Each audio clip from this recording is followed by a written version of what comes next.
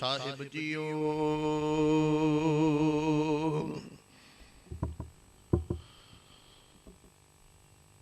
ਬਾਣੀ ਗੁਰੂ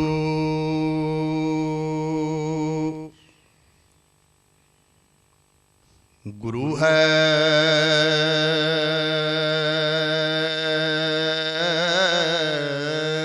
ਬਾਣੀ, ਵਿੱਚ ਬਾਣੀ ਅੰਮ੍ਰਿਤ ਸਾਰੇ। ਗੁਰਬਾਣੀ ਕਹੈ ਸੇਵਕ ਜਨ ਮਾਨੈ,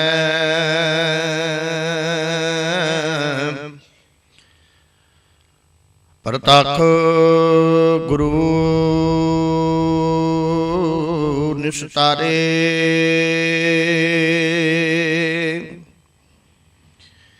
ਜੇਤਾ ਜਿਉ ਪਿੰਡ ਸਭ ਤੇਰਾ, ਤੂੰ ਅੰਤਰਜਾਮੀ ਪੁਰਖ ਭਗਵਾਨ।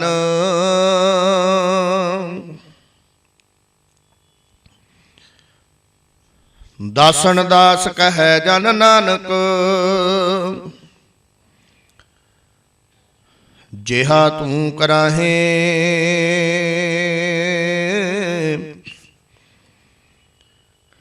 ਤਿਹਾ ਹਾਂ ਕਰੀ। ਵਖਿਆਨ ਸਤਨਾਮ। ਸ਼੍ਰੀ ਵਾਹਿਗੁਰੂ ਸਾਹਿਬ ਜੀਓ।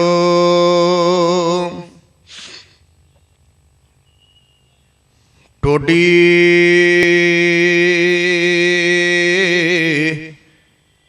ਮਹਿਲਾ ਪੰਜਵਾ, ਘਰ ਪਹਿਲਾ ਦੁਪਦੇ। ਇਕ ਓੰਕਾਰ ਸਤਿਗੁਰ ਪ੍ਰਸਾਦ।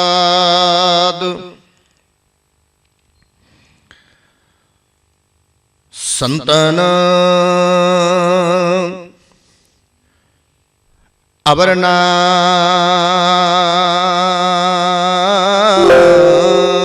ਕਾਹੂ ਜਾਨੀ,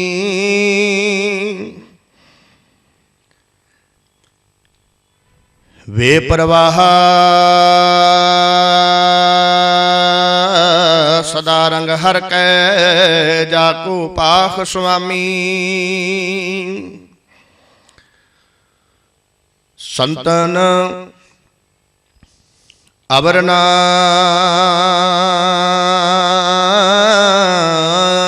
ਕਾਹੂ ਜਾਨੀ, ਬੇਪਰਵਾਹ ਸਦਾ ਰੰਗ ਹਰ ਕੈ,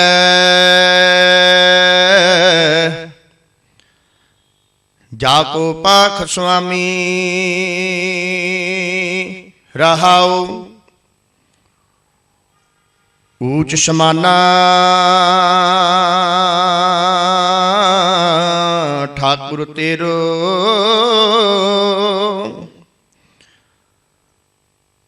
ਅਵਰ ਨਾ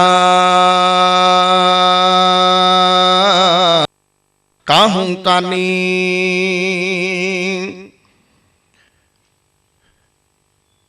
ਊਚ ਸਮਾਨਾ ਠਾਕੁਰ ਤੇਰੋ, ਅਵਰ ਨ ਕਾਹੂ ਤਾਨੀ।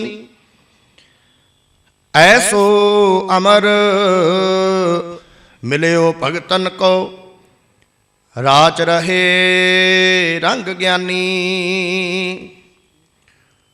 ਰੋਗ ਸੋਗ ਦੁਖ ਜਰਾ ਮਰਾ, ਹਰ ਜਨੈ ਨਹੀਂ ਨਿਕਟਾਨੀ।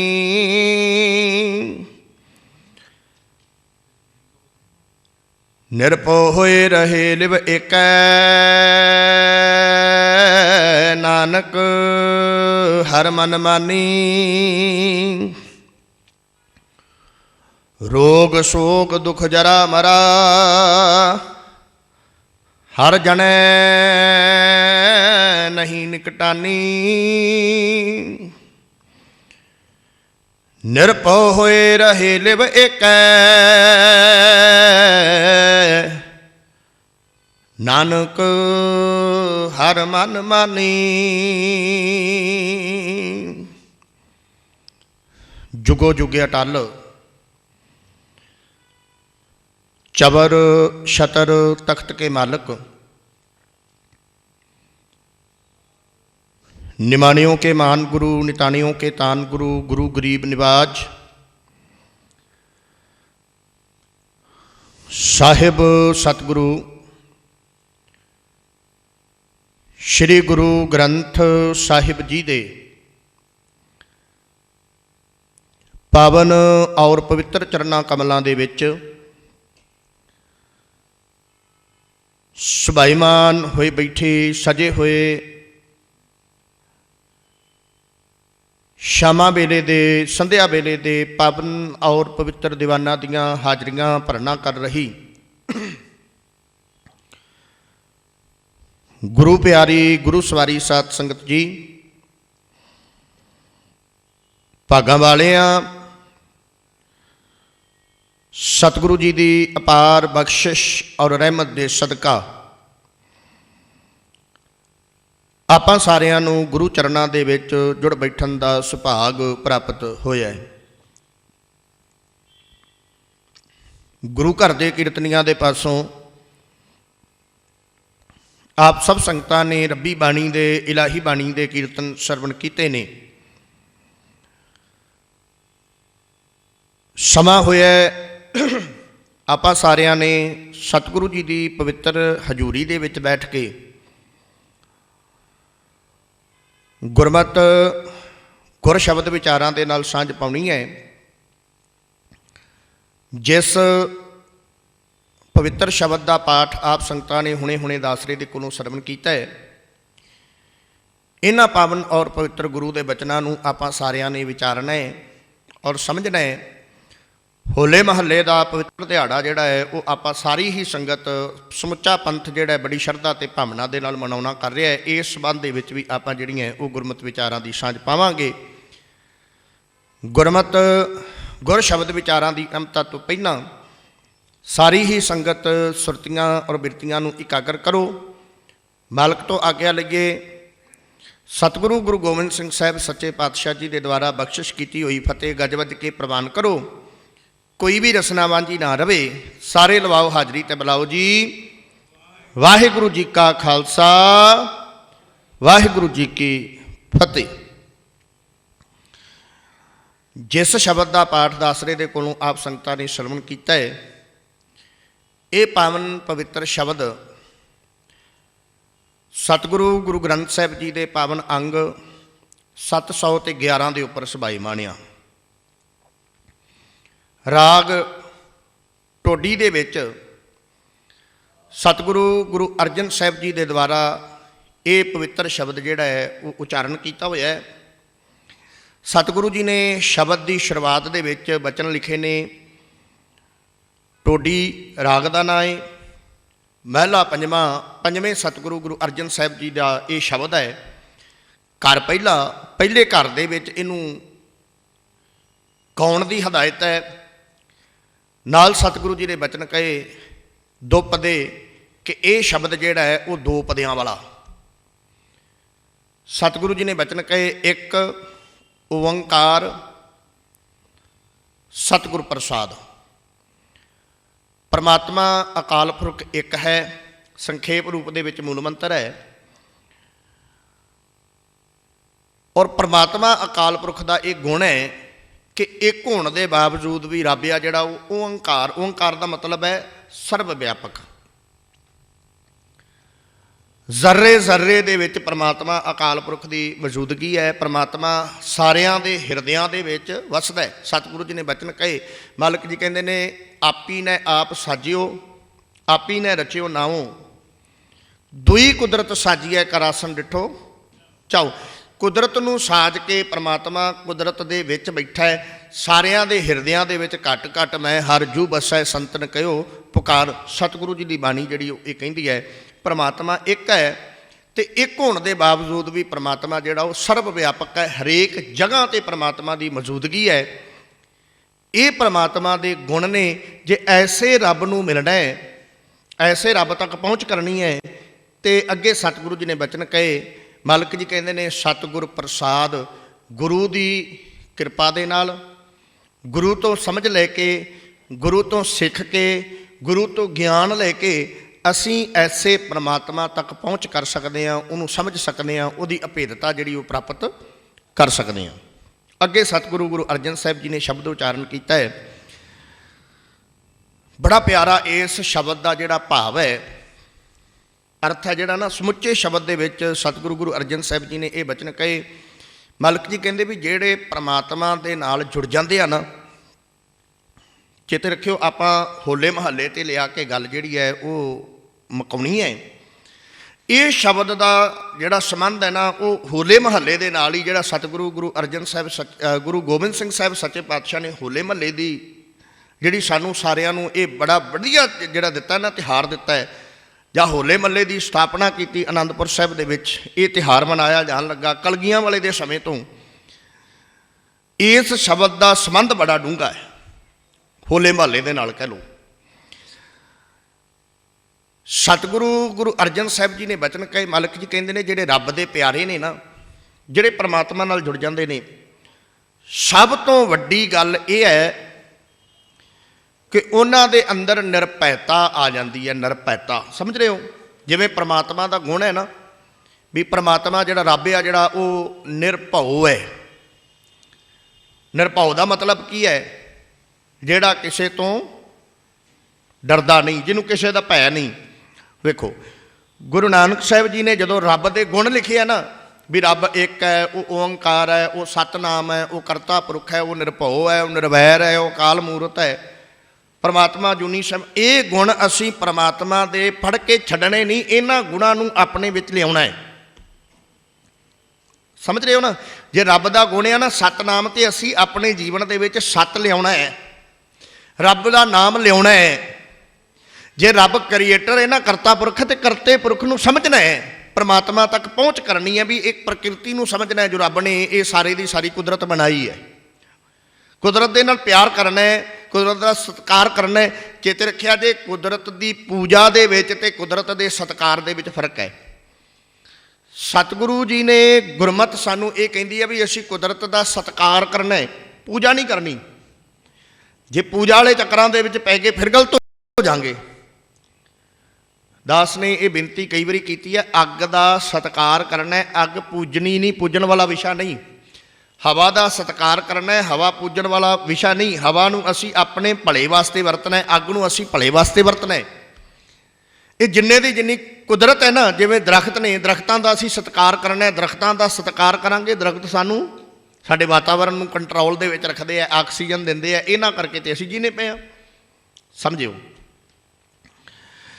ਜਿਹੜੇ ਪਰਮਾਤਮਾ ਦੇ ਗੁਣ ਨੇ ਨਾ, ਉਹਨਾਂ ਗੁਣਾਂ ਨੂੰ ਅਸੀਂ ਆਪਣੇ ਜੀਵਨ ਦੇ ਵਿੱਚ ਲਿਆਉਣਾ ਹੈ। ਉਦਾਹਰਨ ਦੇ ਤੌਰ 'ਤੇ ਮੈਂ ਕਹਿ ਦਿਆਂ,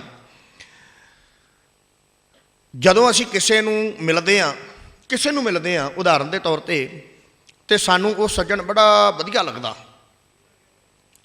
ਆਮ ਤੌਰ 'ਤੇ ਸਮਾਜ ਦੇ ਵਿੱਚ ਆਪਾਂ ਵੇਖਦੇ ਹਾਂ, ਉਹਦਾ ਸੁਭਾਅ ਬੜਾ ਵਧੀਆ ਲੱਗਿਆ, ਉਹਦਾ ਬੋਲ ਚਾਲ ਬੜਾ ਵਧੀਆ ਲੱਗਿਆ, ਉਹਦੀ ਰਹਿਣੀ ਬਹਿਣੀ ਬੜੀ ਵਧੀਆ ਆਪਾਂ ਨੂੰ ਸਾਰੀ ਲੱਗੀ। ਤੇ ਸੁਭਾਵਕ ਹੀ ਆਪਾਂ ਸਮਾਜ ਦੇ ਵਿੱਚ ਇਹ ਸ਼ਬਦ ਵਰਤਦੇ ਆ ਵੀ ਫਲਾਨਾ ਬੰਦਾ ਤੇ ਰੱਬ ਵਰਗਾ। ਸਾਨੂੰ ਕੋਈ ਪੁੱਛ ਲੇ ਵੀ ਤੂੰ ਰੱਬ ਵੇਖਿਆ,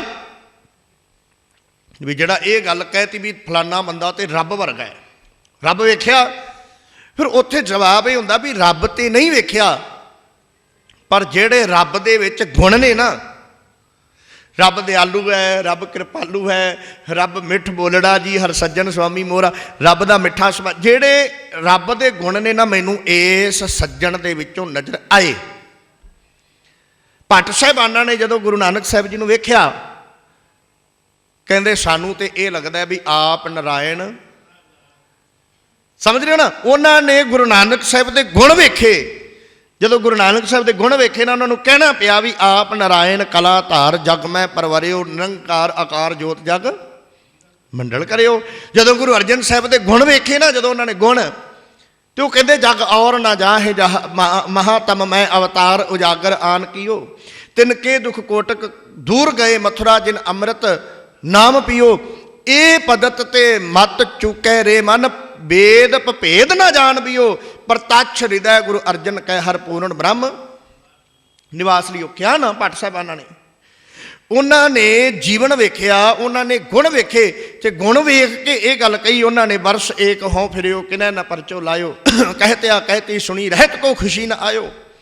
ਕਹਿੰਦੇ ਬੜਾ ਚਿਰ ਘੁੰਮਦੇ ਰਹੇ, ਬੜਾ ਚਿਰ ਲੱਭਦੇ ਰਹੇ, ਜਦੋਂ ਗੁਰੂ ਅਰਜਨ ਸਾਹਿਬ ਸੱਚੇ ਪਾਤਸ਼ਾਹ ਤੁਹਾਡੀ ਸ਼ਰਨ ਦੇ ਵਿੱਚ ਆਏ ਨਾ, ਤੇ ਸਾਨੂੰ ਇਹ ਗੱਲ ਸਮਝ ਆ ਗਈ ਕਿ ਗੁਰ ਅਰਜਨ ਪ੍ਰਤੱਖ ਹਰ, ਜਿਹੜਾ ਰੱਬ ਆ ਉਹ ਅੰਮ੍ਰਿਤਸਰ ਸਾਹਿਬ ਦੀ ਧਰਤੀ ਤੇ ਗੁਰੂ ਅਰਜਨ ਸਾਹਿਬ ਦੇ ਰੂਪ ਦੇ ਵਿੱਚ ਵਸ ਰਿਹਾ।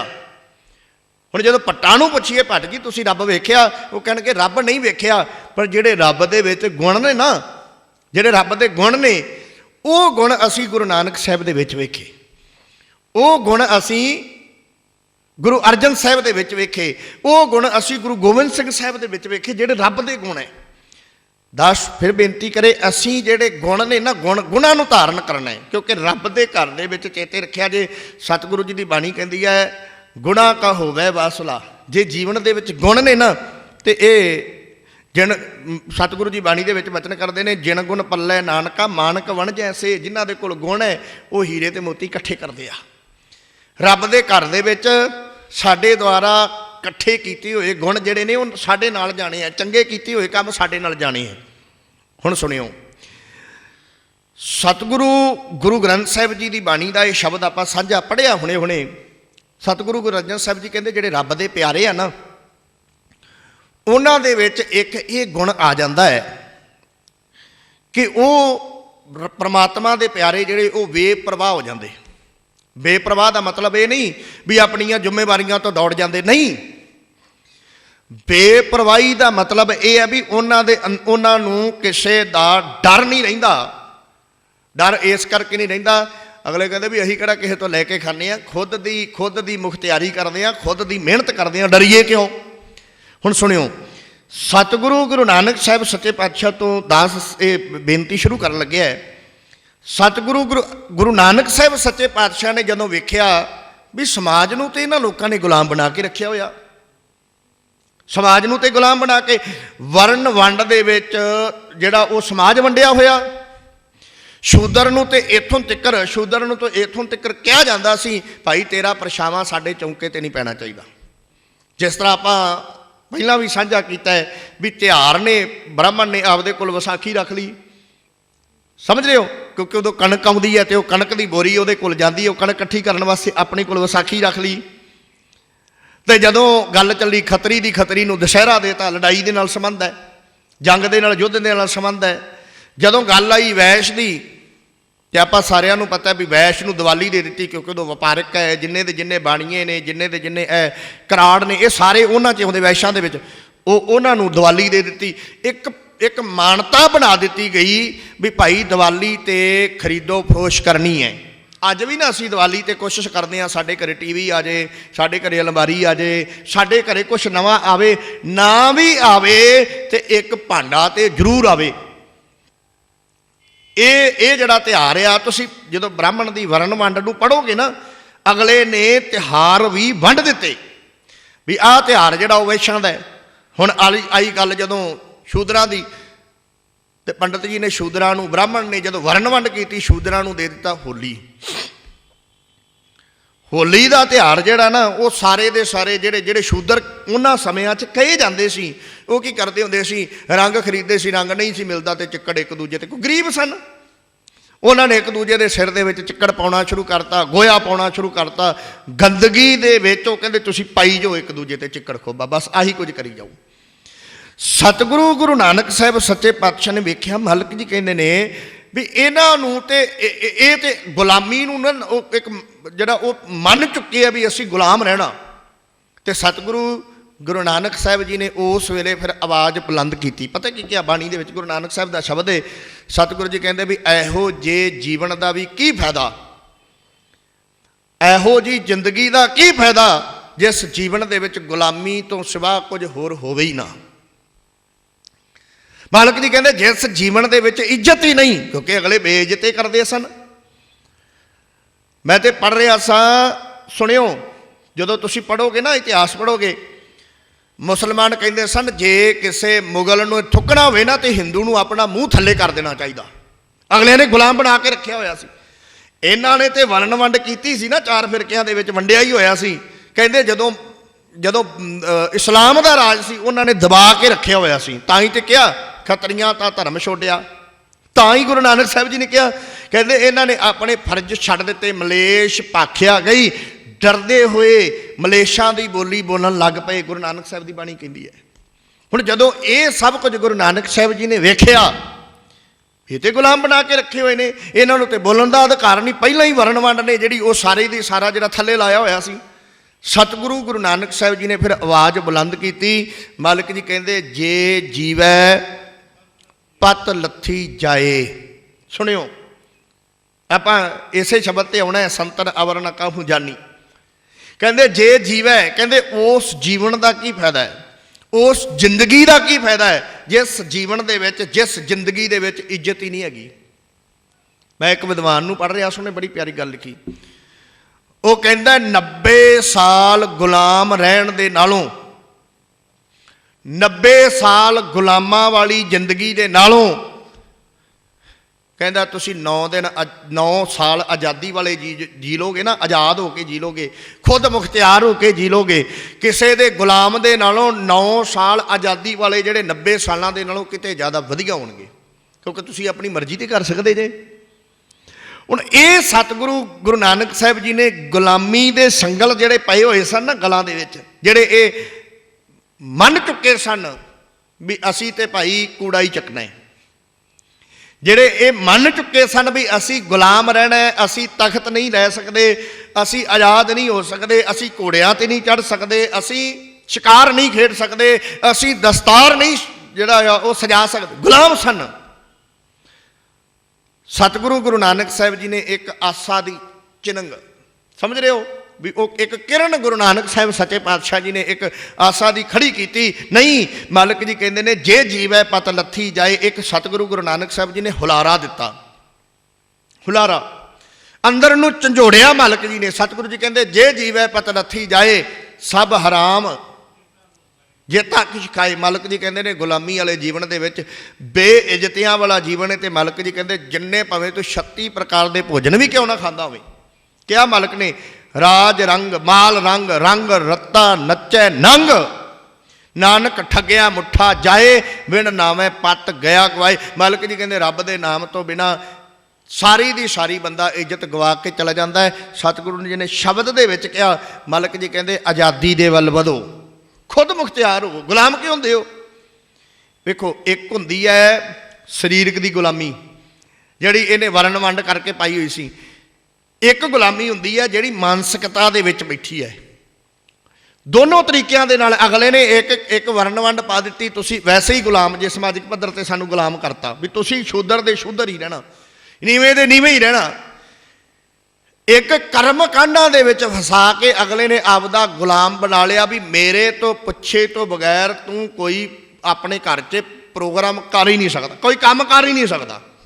मेरी बेनती नूं समझ रहे हो ना भी मैं दसांगा तुहानूं, मैं तुहानूं मुहूर्त कढ के देंगा, इत्थों तक के घर बनाउणा हुंदा सी ना, घर दी नींह जिहड़ी है इहनूं पुछ के रखी जानी किदां रखां,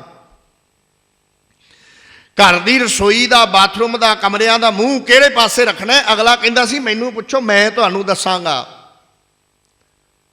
गुलाम बना के रखा है। बंदा कुछ खुद तो कुछ कर ही नहीं सकता, अगले का पहला पुछया जाता सी दसो जी की करा, इउं कह लो भी जम्मण तो पहला घर दे विच वड़ जाते सन, मरण तो बाद तक पत्तल क्रिया की गति करनी की बात करे घर ही वड़े रहिंदे सन, गुलाम बना के रखा होया सी। सतगुरु गुरु नानक साहब जी कहते नहीं गुलाम बन के नहीं, आज़ाद होके जीना। बाबर आया, सतगुरु गुरु नानक साहब सच्चा पातशाह सामने खड़ गया जाके, क्या मालिक जी कहते ने बाबर तू बाबर नहीं तू जाबर आ। तू वेखो है सी ना सतगुरु गुरु नानक साहब सच्चे पातशाह दे विच बेपरवाही, जिथे सतगुरुआं ने गुलाम लोग जिहड़े गुलामी नूं प्रवान कर चुके ने उन्हां नूं जगाया, उत्थे सतगुरु गुरु नानक साहब जी ने अंदर दी जरूरत जिहड़ी वो पैदा की। मालिक ने दसिया जरूरी नहीं भी तेरे को लखां दी फौज होएगी तो तू राजे दे सामने उन्होंने कह सकेगा भी तू गलत है, ਮਾਲਕ ਜੀ ਕਹਿੰਦੇ ਤੂੰ ਕੱਲਾ ਵੀ ਹੋਵੇਂ ਪਰ ਤੇਰੇ 'ਚ ਸੱਚ ਬੋਲਣ ਦੀ ਤੇਰੇ 'ਚ ਹਿੰਮਤ ਹੋਵੇ, ਹਿੰਮਤ ਹੋਵੇ। ਜ਼ਰੂਰੀ ਨਹੀਂ ਵੀ ਲੱਖਾਂ ਦੀ ਫੌਜ ਨਾਲ ਹੀ ਅਗਲੇ ਨੂੰ ਤੂੰ ਰੋਕ ਸਕੇਗਾ, ਤੇਰੇ 'ਚ ਸੱਚ ਬੋਲਣ ਦੀ ਹਿੰਮਤ। ਇਹ ਚੀਜ਼ ਗੁਰੂ ਨਾਨਕ ਸਾਹਿਬ ਜੀ ਨੇ ਸਾਨੂੰ ਦਿੱਤੀ। ਸੰਤਨ ਅਵਰ ਨਾ ਕਾਹੂ ਜਾਨੀ, ਕਹਿੰਦੇ ਜਿਹੜੇ ਰੱਬ ਦੇ ਪਿਆਰੇ ਨੇ ਨਾ ਉਹ ਕਿਸੇ ਦੇ ਮੁਹਤਾਜ ਨਹੀਂ ਹੁੰਦੇ। ਰੱਬ ਦੇ ਪਿਆਰੇ ਨੇ ਨਾ ਜਿਹੜੇ, ਉਹ ਕਿਸੇ ਦੀ ਪਰਵਾਹ ਨਹੀਂ ਕਰਦੇ। ਇੱਥੋਂ ਤੱਕ ਰੱਬ ਦੇ ਪਿਆਰੇ ਤੇ ਇਸ ਜ਼ਿੰਦਗੀ ਦੀ, ਇਸ ਜਾਨ ਦੀ ਪਰਵਾਹ ਨਹੀਂ ਕਰਦੇ। ਕਹਿੰਦੇ ਫਿਰ ਕੀ ਹੈ, ਮਰੀ ਜਾਵਾਂਗੇ, ਵੱਧ ਤੋਂ ਵੱਧ ਕੀ ਕਰ ਲੇਗਾ, ਮਾਰ ਹੀ ਦੇਗਾ। ਮੈਂ ਅੱਗੇ ਜਾ ਕੇ ਸਾਂਝਾ ਕਰਨਾ ਸਾਰੇ ਦਾ ਸਾਰਾ। ਬਾਬਰ ਦੇ ਕੋਲ ਲੱਖਾਂ ਦੀ ਫੌਜ ਹੈ, ਕੱਲਾ ਭਾਈ ਮਰਦਾਨਾ ਹੈ ਗੁਰੂ ਨਾਨਕ ਸਾਹਿਬ ਦੇ ਕੋਲ ਨਾਲ, ਕੱਲਾ। ਬਾਬਰ ਦੇ ਸਾਹਮਣੇ ਜਾ ਕੇ ਖੜ ਗਏ ਸਤਿਗੁਰੂ ਗੁਰੂ ਨਾਨਕ ਸਾਹਿਬ ਜੀ। ਵੇਖੋ ਕਿੰਨੀ ਬੇਪਰਵਾਹੀ ਹੈ। ਸੰਤਨ ਅਵਰ ਨਾ ਕਾਹੂ ਜਾਨੀ। ਸੁਣਿਓ ਹੁਣ, ਇੱਕ ਪਾਸੇ ਆਪਾਂ ਇਹ ਗੱਲ ਕਹਿੰਦੇ ਆ ਵੀ ਸਾਡੇ ਤੇ, ਅਸੀਂ ਤੇ ਪਰਮਾਤਮਾ ਦੀ ਸ਼ਰਨ ਦੇ ਵਿੱਚ ਆ। ਇੱਕ ਪਾਸੇ ਤੇ ਇਹ ਕਹਿੰਦੇ ਆ ਵੀ ਜਿਹੜਾ ਸਾਡਾ ਰੱਬ ਹੈ ਉਹ ਬੜਾ ਵੱਡਾ ਹੈ, ਜਿਹੜਾ ਸਾਡਾ ਰੱਬ ਹੈ ਉਹ ਸਾਡੀ ਰੱਖਿਆ ਕਰਨ ਵਾਲਾ। ਤੇ ਦੂਜੇ ਪਾਸੇ ਅਸੀਂ ਪਲ ਪਲ ਤੇ ਡਰ ਡਰ ਕੇ ਜੀਵਨ ਬਤੀਤ ਕਰ ਰਹੇ ਹਾਂ। ਨਹੀਂ ਵੀ ਇਹਦੇ ਤੋਂ ਨਹੀਂ, ਇਹਦੇ ਅੱਗੇ ਨਹੀਂ ਬੋਲਣਾ, ਇਹਦੇ ਅੱਗੇ ਨਹੀਂ ਬੋਲਣਾ। ਫੇਰ ਕਾਹਦਾ? ਸਤਿਗੁਰੂ ਜੀ ਕਹਿੰਦੇ ਸਿੰਘ ਸ਼ਰਨ ਕਤ ਜਾਈਏ ਜੋ ਚੰਬੁਕ ਰਸ ਹੈ। ਵੀ ਜੇ ਸ਼ੇਰ ਦੀ ਸ਼ਰਨ ਦੇ ਵਿੱਚ ਜਾਣ ਦਾ ਫਾਇਦਾ ਹੀ ਕੀ ਹੈ ਜੇ ਗਿੱਦੜਾਂ ਦਾ ਹੀ ਡਰ ਰਿਹਾ ਤਾਂ। ਸਾਡੀ ਹਾਲਤ ਇਹ ਹੈ, ਇੱਕ ਪਾਸੇ ਅਸੀਂ ਦਾਅਵੇ ਕਰੀ ਜਾਂਦੇ ਹਾਂ ਮੈਂ ਰੱਬ ਦੀ ਸ਼ਰਨ ਦੇ ਵਿੱਚ ਆ, ਰੱਬ ਦੀ ਸ਼ਰਨ ਦੇ ਵਿੱਚ ਆ, ਦੂਜੇ ਪਾਸੇ ਅਸੀਂ ਡਰੀ ਵੀ ਜਾਂਦੇ ਹਾਂ। ਇਹ ਤੇ ਫਿਰ ਤਾਂ ਦੁਚਿੱਤੀ ਹੈ ਨਾ। ਜਾਂ ਤੇ ਤੂੰ ਇਹਦੀ ਸ਼ਰਨ ਦੇ ਵਿੱਚ ਨਹੀਂ ਗਿਆ ਤੇ ਜਾਂ ਫਿਰ ਤੂੰ ਇਹਨਾਂ ਦੇ ਵਿੱਚ, ਇਹਨਾਂ ਦਾ ਡਰ ਤੇਰੇ ਜੀਵਨ 'ਚ ਆਉਣਾ ਹੀ ਹੈ। ਹੁਣ ਸੁਣਿਓ, ਮਾਲਕ ਜੀ ਨੇ ਬਚਨ ਕਹੇ, ਸਤਿਗੁਰੂ ਗੁਰੂ ਨਾਨਕ ਸਾਹਿਬ ਜੀ ਨੇ ਸਾਹਮਣੇ ਬਾਬਰ ਦੇ ਖੜ ਕੇ। ਔਰ ਇਹ ਮੈਂ ਹੋਰ ਬੇਨਤੀ ਕਰਦੇ ਹਾਂ, ਇਹ ਉਹ ਸਮਾਂ ਹੈ ਜਿਸ ਸਮੇਂ ਦੇ ਵਿੱਚ ਰਾਜੇ ਦੇ ਦੁਆਰਾ ਕਹੀ ਹੋਈ ਗੱਲ, ਰਾਜਾ ਕਹਿ ਦਿੰਦਾ ਨਾ ਵੀ ਇਹਨੂੰ ਫਾਂਸੀ ਲਾ ਦਿਓ, ਉਹ ਕਾਨੂੰਨ ਹੈ। ਰਾਜਾ ਕਹਿੰਦਾ ਨਾ ਫਾਂਸੀ ਲਾ ਦਿਓ ਤੇ ਕਾਨੂੰਨ ਹੈ, ਅਗਲੇ ਨੇ ਫਾਂਸੀ ਉਸੇ ਵੇਲੇ ਲਾ ਦੇਣੀ। ਬਾਬੇ ਨਾਨਕ ਨੇ ਜਾਣ ਦੀ ਪਰਵਾਹ ਨਹੀਂ ਕੀਤੀ। ਸਤਿਗੁਰੂ ਜੀ ਨੇ ਕਿਹਾ, ਮਾਲਕ ਜੀ ਕਹਿੰਦੇ ਕੱਲ ਕਾਤੀ ਰਾਜੇ ਕਸਾਈ ਧਰਮ ਪੰਖ ਕਰ ਉੱਡਰਿਆ, ਕੂੜ ਅਮਾਵਸ ਸੱਚ ਚੰਦਰਮਾ ਦਿਸੈ ਨਾਹੀ, ਕਹਿ ਚੜਿਆ ਹੋਂ ਭਾਲ ਵਿਕੁੰਨੀ ਹੋਈ ਅੰਧੇਰੇ ਰਾਹ ਨਾ ਕੋਈ ਗਿਆ। ਕਿਹਾ ਗੁਰੂ ਨਾਨਕ ਸਾਹਿਬ ਨੇ, ਮਾਲਕ ਜੀ ਕਹਿੰਦੇ ਰਾਜੇ ਸ਼ੀ ਮੁਕੱਦਮ ਕੁੱਤੇ ਜਾਏ ਜਗਾਇਣ ਬੈਠੇ ਸੁੱਤੇ ਚਾਕਰ ਨਿੰਦਾ ਪਾਇਨ ਕਾਉ ਰਤ ਪਿੱਤ ਕੁੱਤਿਓਂ ਚੱਟ ਜਾਓ। ਔਰ ਵੇਖੋ ਕਿੰਨੀ ਬੇਪਰਵਾਹੀ। ਮੈਂ ਗੁਰੂ ਸਾਹਿਬਾਨਾਂ ਦਾ ਇਤਿਹਾਸ ਪੜ੍ਹਿਆ, ਸੁਣਿਓ ਧਿਆਨ ਨਾਲ, ਤੁਸੀਂ ਵੀ ਸਾਰਿਆਂ ਨੇ ਸੁਣਿਆ ਤੇ ਪੜ੍ਹਿਆ ਹੋਇਆ। ਸਤਿਗੁਰੂ ਗੁਰੂ ਨਾਨਕ ਸਾਹਿਬ ਤੋਂ ਲੈ ਕੇ ਕਲਗੀਆਂ ਵਾਲੇ ਤੱਕ ਦਾ ਇਤਿਹਾਸ ਪੜ੍ਹ ਕੇ ਦੇਖ ਲਓ, ਕਿਸੇ ਰਾਜੇ ਦੀ ਈਨ ਨਹੀਂ ਮੰਨੀ। ਇਹ ਕੋਸ਼ਿਸ਼ਾਂ ਬੜੀਆਂ ਕੀਤੀਆਂ। ਹੁਣ ਅੱਗੇ ਜੋ ਗੁਰੂ ਨਾਨਕ ਸਾਹਿਬ ਸੱਚੇ ਪਾਤਸ਼ਾਹ ਨੇ ਸਾਹਮਣਾ ਕੀਤਾ, ਮੈਂ ਸੰਖੇਪ 'ਚ ਬੇਨਤੀ ਕਰਨੀ ਹੈ। ਬਾਬਰ ਵਰਗਿਆਂ ਦੇ ਸਾਹਮਣੇ ਗੁਰੂ ਨਾਨਕ ਸਾਹਿਬ ਜੀ ਡਟ ਕੇ ਖੜੇ ਹੋ ਗਏ। ਜਦੋਂ ਦੂਸਰੀ ਜੋਤ ਦੀ ਗੱਲ ਆਈ ਨਾ ਗੁਰੂ ਅੰਗਦ ਸਾਹਿਬ ਦੀ, ਪਹਿਲੇ ਜਾਮੇ 'ਚ ਗੁਰੂ ਨਾਨਕ ਸਾਹਿਬ ਨੇ ਬਾਬਰ ਦੀ ਪਰਵਾਹ ਨਹੀਂ ਕੀਤੀ। ਕਿਹਾ ਸਤਿਗੁਰੂ ਜੀ ਨੇ, ਜਦੋਂ ਦੂਸਰੀ ਜੋਤ ਦੇ ਵਿੱਚ ਗੁਰੂ ਅੰਗਦ ਸਾਹਿਬ, ਕਿਉਂਕਿ ਜੋਤ 오ਹਾ ਜੁਗਤ ਸਾਏ, ਜਿਹੜੀ ਬੇਪਰਵਾਹੀ ਗੁਰੂ ਨਾਨਕ ਸਾਹਿਬ ਦੇ ਵਿੱਚ ਨਾ, ਉਹੀ ਬੇਪਰਵਾਹੀ ਗੁਰੂ ਅੰਗਦ ਸਾਹਿਬ ਦੇ ਵਿੱਚ ਹੈ। ਬੜੀ ਪਿਆਰੀ ਉਦਾਹਰਨ ਹੈ।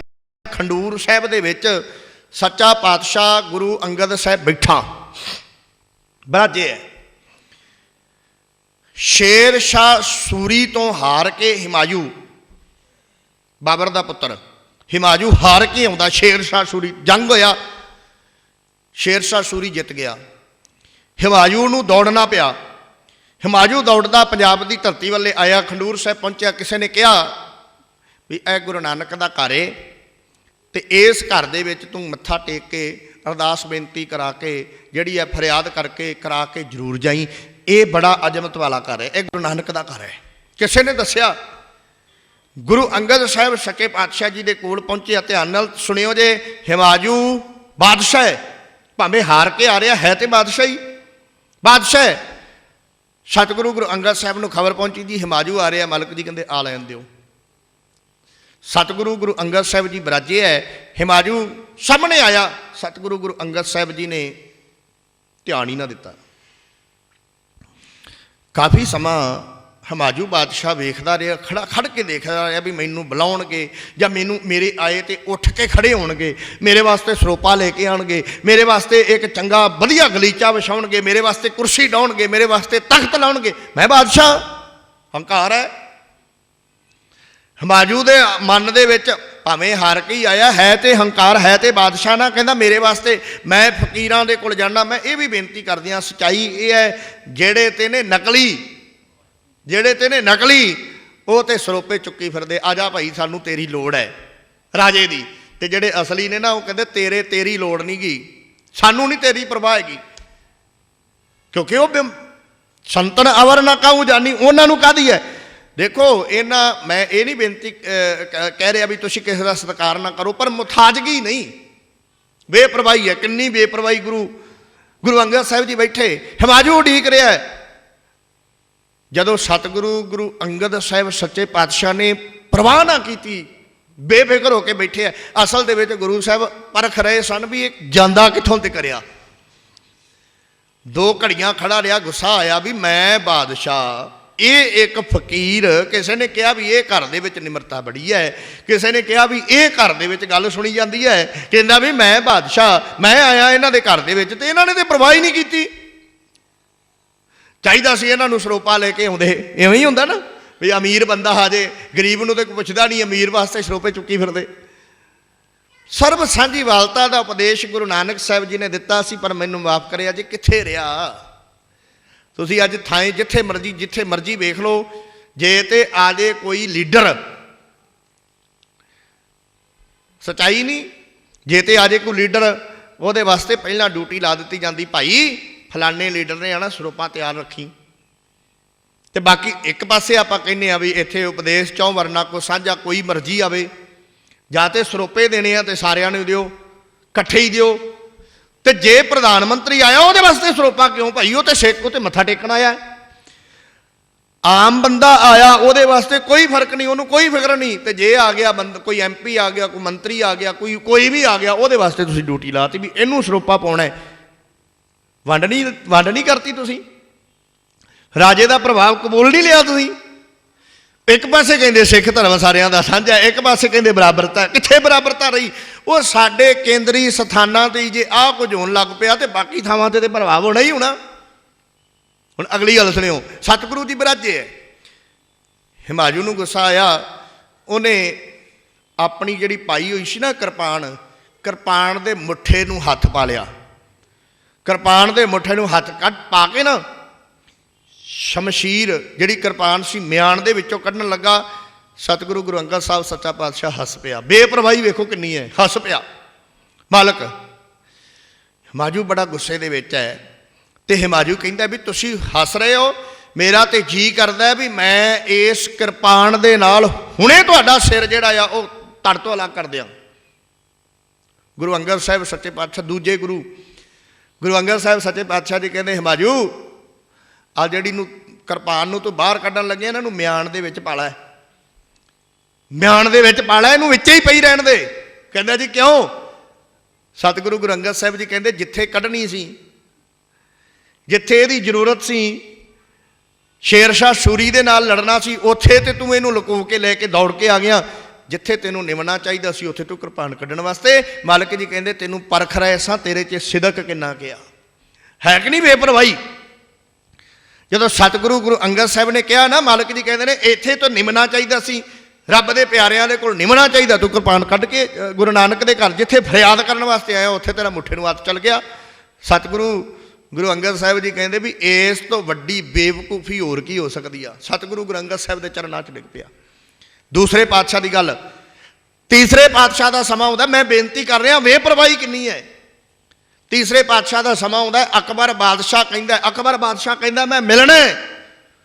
ਸਤਿਗੁਰੂ ਗੁਰੂ ਅਮਰਦਾਸ ਜੀ ਕਹਿੰਦੇ ਵੀ ਵੈਲਕਮ, ਗੁਰੂ ਨਾਨਕ ਦਾ ਘਰ ਏ, ਇੱਥੇ ਰਾਣਾ ਆਏ ਰੰਕ ਆਏ, ਰਾਣਾ ਰੰਕ ਬਰਾਬਰੀ ਕੋਈ ਆਵੇ, ਇੱਥੇ ਅਮੀਰ ਆਵੇ, ਇੱਥੇ ਗਰੀਬ ਆਵੇ, ਸਾਰਿਆਂ ਨੂੰ ਸਰਬ ਸਾਂਝੀ, ਸਾਰਿਆਂ ਨੂੰ ਉਪਦੇਸ਼ ਸਾਂਝਾ ਹੈ, ਕੋਈ ਆਵੇ।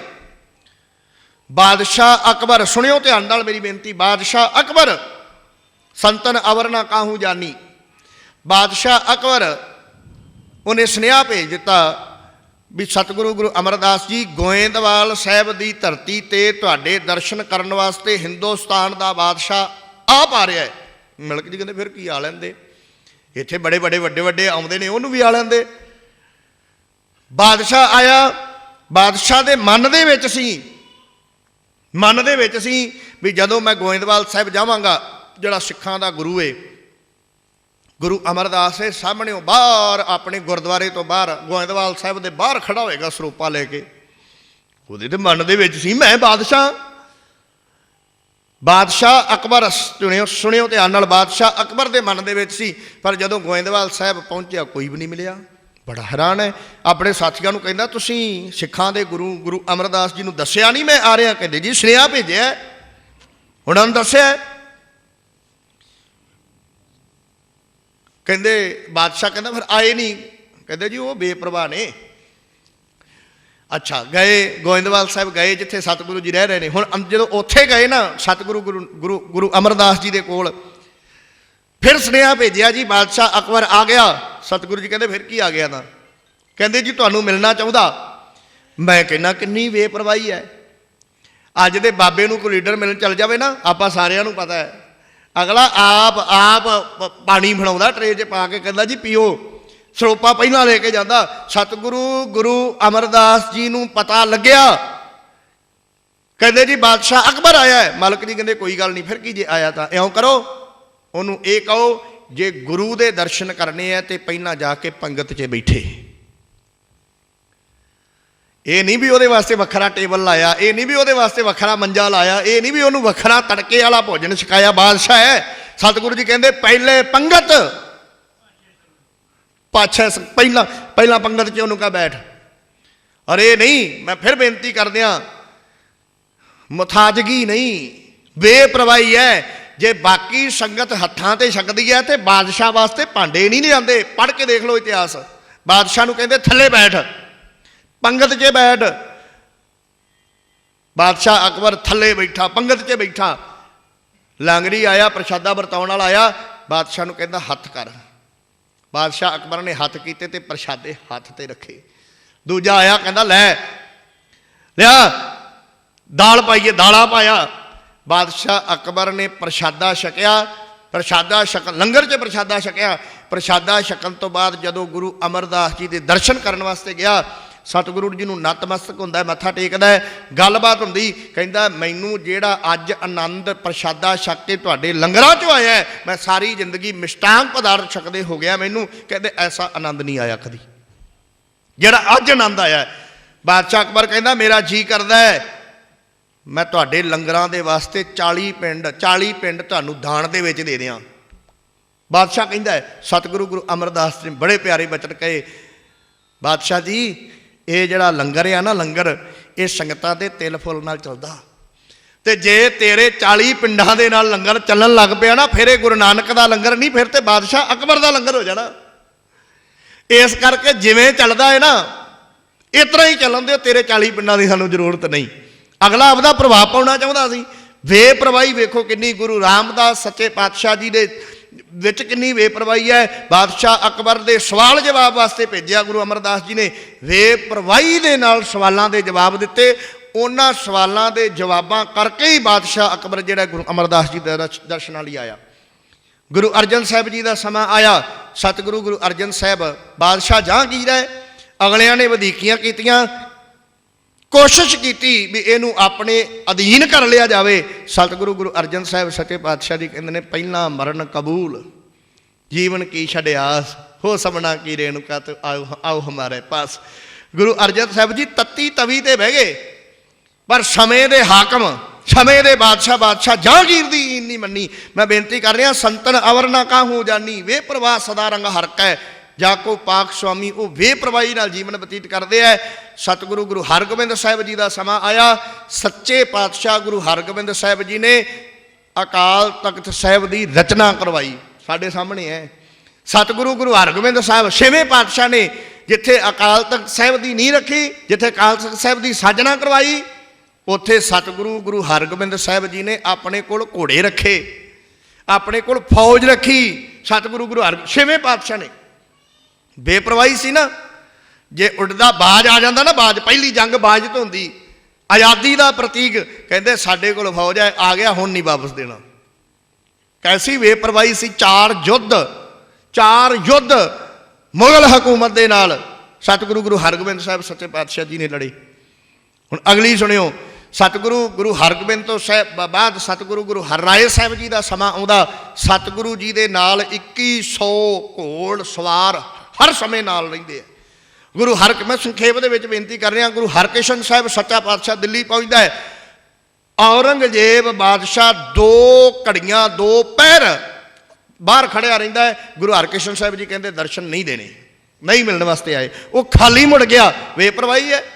गुरु तेग बहादुर साहब सच्चा पातशाह उन्हें कोशिश जोर ला लिया भी सतगुरु गुरु तेग बहादुर साहब नूं इस्लाम दे विच लैके आया जावे, इस्लाम कबूल कर लैण। सतगुरु गुरु तेग बहादुर साहब सच्चे पातशाह ने अपना आपा वारना ते प्रवान कर लिया, पर जालमा दी ई नहीं मन्नी, ऐसी बेपरवाही तू नवा के विखा मैनूं। तो कलगीआं वाले का जीवन तो आप सारिਆਂ नूं पता है। सतगुरु गुरु गोबिंद सिंह साहब ने अपना परिवार सरबंस वार दिता, पर यह नहीं भी अगलियां दे सामने जाके उत्थे जाके हथ जोड़ के खड़े हो गए, कहते ऐ नहीं। दीने कांगड़ की धरती ते पहुँचते हैं, सब कुछ आनंदपुर साहब कोल नहीं, बच्चे कोल नहीं, परिवार कोल नहीं, कोई भी नहीं कोल। ते सतगुरु गुरु गोबिंद सिंह साहब सच्चा पातशाह दीने कांगड़ की धरती तो की लिखदा है, जफरनामा फतेह चिट्ठी। ऐसी बेपरवाही। हुण कलगियां वाले ने आनंदपुर साहिब दे विच होले महल्ले की जिहड़ी रचना जिहड़ी साजना कीती है ना, भी होला महल्ला दिता सतगुरु जी ने। मैं गुरु नानक साहिब तो गल इस करके शुरू की है, मालक जी वेख रहे सन ये गुलामी नूं प्रवान कर चुके ने। सतगुरु गुरु गोबिंद सिंह साहिब जी कहते हुण गुलाम नहीं रहन देना, जकड़े गुलामी दियां संगलां च हिंद वासी जूझ के आज़ाद करवाए दशमेश ने। निक्के नीवें शूदर कह के जोशी दुरकारे जाते, उन्हां ताईं तख्त दिवाए दशमेश ने। जिन्हां ताईं विवर्जित सी गलां च जनेऊ पाउणा, उन्हां ताईं शस्त्र पहनाए दशमेश ने। मौत का नाम सुन डर जाण वालियां तो मौत नूं मखौल करवाए दशमेश ने। ये तां ही हुई जे सतगुरु गुरु गोबिंद सिंह साहिब सच्चे पातशाह ने पहला होले महल्ले वर्गे त्यार खालसे नूं दिते। सतगुरु जी ने बचन कहे, वे परवाह सदा रंग हर के जाको पाख। स्वामी कहते जेडे रब की शरण में चल जाते ना, वो कहते ऊच शमाना, शमाने का मतलब है शमयाना, ठाकुर तेरो। कहते मालक जी अवरना काहू तानी, असी होर किसी की शरण च नहीं जाते, असी तुहाडी शरण च, सानू तुहाडा शमयाना उच्चा लगदा, तुहानू सानू साडी तुहाडी शरण चंगी लगती है। फिर ऐसे बचन कहे, ऐसो अमर मिलियो भगतन को राच रहे रंग ज्ञानी। कहते परमात्मा के हुक्म नूं समझ लेंदे हो तो वो जिहड़े रब दे प्यारे है, फिर उहदे राम दे हुक्म दे विच रंग दे विच रंगे रहिंदे है। कहते रोग सोग दुख जरा मरा, ना उन्हां दे जीवन च रोग है, ना दुख है, ना सोग है। सतगुरु जी कुछ भी नहीं, हर जनै नाही निकटानी। कहते वो जीवन पद्धर ते निराश नहीं हुंदे, चढ़दी कला दे विच रहिंदे ने। सतगुरु जी कहते निरभौ होए रहे, एक है निरभाओ रहिंदे ने, एक दे रंग दे विच निरभाओ निर्भय निडर होकर जीवन बतीत करते हैं। नानक हर मन मानी, जिन्हां दा मन परमात्मा अकाल पुरख दे नाल जुड़िया होया है। दास ने संखेप दे विच बेनतियां कीतियां। सतगुरु जी कृपा करन इन्हां बचनां नूं असीं समझ जाइए, जिहड़े रब दे प्यारे ने वो बेपरवाह ने। रंग हसै रंग रोवैं, चुप पी कर जाहें, परवाह नाही किसे करी बाज सच्चे ना। इन्नियां क बेनतियां प्रवान करिया जे। होइयां भुल्लां लई मुआफ़ी फतेह बुलाओ। वाहिगुरू जी का खालसा, वाहिगुरू जी की फतेह।